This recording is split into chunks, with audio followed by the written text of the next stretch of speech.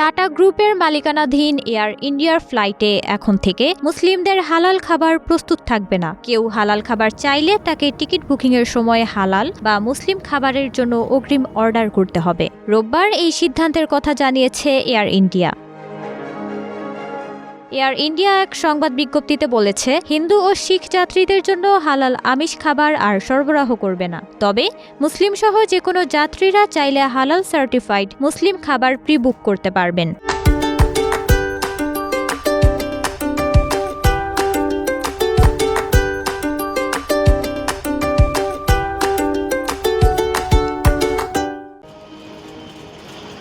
এতদিন পর্যন্ত এয়ার ইন্ডিয়ার ফ্লাইটে হিন্দু মিল ও মুসলিম মিল নামে আলাদা খাবারের ব্যবস্থা থাকত, কিন্তু এই পদ্ধতি বিভেদমূলক বলে সমালোচিত হয়েছিল।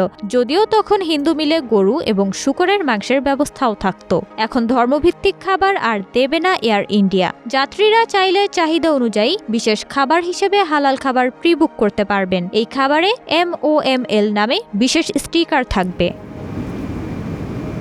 নতুন নিয়মে এয়ার ইন্ডিয়ার ফ্লাইটে এখন থেকে সব ধর্মের যাত্রীদের জন্য নন হালাল আমিষাশী খাবারের ব্যবস্থা রাখা হচ্ছে। এয়ার ইন্ডিয়া বলছে, সব ধরনের যাত্রীর খাবারের চাহিদা পূরণ করতেই তারা এমন সিদ্ধান্ত নিয়েছে। সংবাদ বিজ্ঞপ্তিতে আরও বলা হয়, অন্য ফ্লাইটে হালাল খাবার প্রি বুক করতে হলেও সৌদি আরবের ফ্লাইটে সব খাবার সৌদি আরব কর্তৃক হালাল প্রত্যয়িত করা থাকবে। আর এসব প্রত্যয়িত হালাল খাবার জেদ্দা, দাম্মাম, রিয়াদ, মদিনা সহ হজ যাত্রীদের ফ্লাইটে সরবরাহ করা হবে।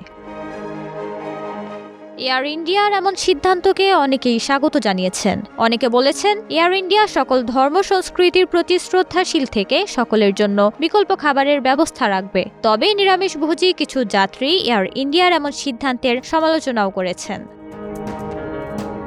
নাওরিন নাওয়ার, প্রবাস খবর।